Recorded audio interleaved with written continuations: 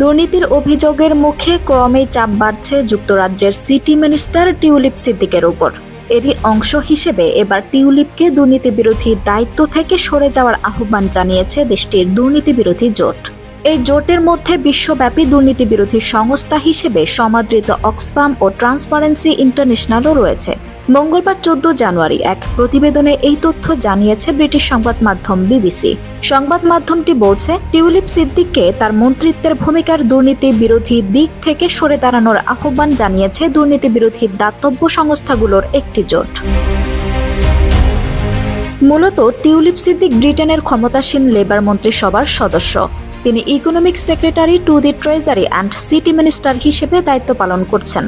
তার কাজ যুক্তরাজ্যের অর্থবাজারের ভেতরে দুর্নীতি সামাল দেওয়া, কিন্তু বাংলাদেশে এখন তার বিরুদ্ধে তদন্ত চলছে, যেখানে তিনি এবং পরিবারের 4 সদস্যের বিরুদ্ধে একটি পারমাণবিক বিদ্যুৎ কেন্দ্র থেকে প্রায় 400 কোটি মার্কিন ডলার আত্মসাতের অভিযোগ রয়েছে।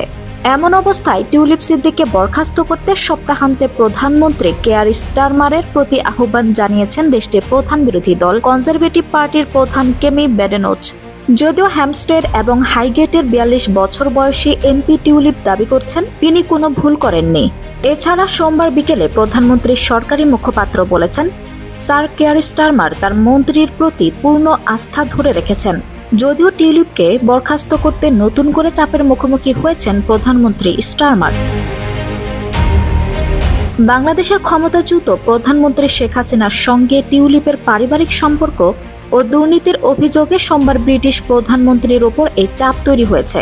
এমন অবস্থার মধ্যেই টিউলিপকে এবার তার দুর্নীতি বিরোধী দায়িত্ব থেকে সরে যেতে দাবি জানিয়েছে দেশটির দুর্নীতি বিরোধী জোট ইউকে অ্যান্টি কারাপশন কোয়ালিশন। এই জোটে ট্রান্সপারেন্সি ইন্টারন্যাশনাল ও অক্সফামের মতো বৈশ্বিক সংস্থাগুলোও আছে।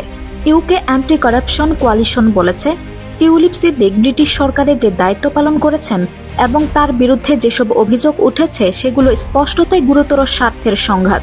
বাংলাদেশের দুর্নীতি দমন কমিশন তার খালা ও দেশের সাবেক প্রধানমন্ত্রী শেখ হাসিনার বিরুদ্ধে করা তদন্তে টিউলিপ সিদ্দিকের নাম এসেছে।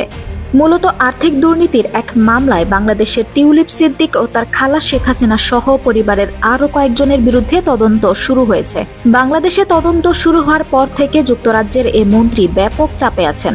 ছাত্র জনতার আন্দোলনের মুখে গত 5 আগস্ট ক্ষমতা ছেড়ে ভারতে পালিয়ে যান শেখ হাসিনা। 42 বছর বয়সী টিউলিপ যুক্তরাজ্যের আর্থিক খাতের দুর্নীতি বন্ধের দায়িত্বে রয়েছেন। টিউলিপ সিদ্দিক ব্রিটেনের ক্ষমতাসীন লেবার পার্টির সদস্য, এমপি এবং প্রধানমন্ত্রী কেয়ার স্টারমারের নেতৃত্বাধীন সরকারের অর্থ ও নগর বিষয়ক মন্ত্রী। তার বিরুদ্ধে অভিযোগ, তিনি 2013 সালে বাংলাদেশে পারমাণবিক বিদ্যুৎ কেন্দ্র নির্মাণে রাশিয়ার সঙ্গে একটি চুক্তিতে মধ্যস্থতা করেছিলেন, যেখানে প্রকল্পের ব্যয় বাড়িয়ে ধরা হয়েছিল।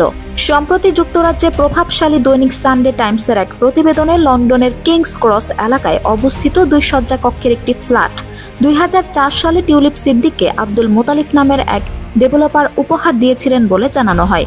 মোতালিফ বাংলাদেশের ক্ষমতাচ্যুত প্রধানমন্ত্রী এবং টিউলিপের খালা শেখ হাসিনার ঘনিষ্ঠজন হিসেবে পরিচিত।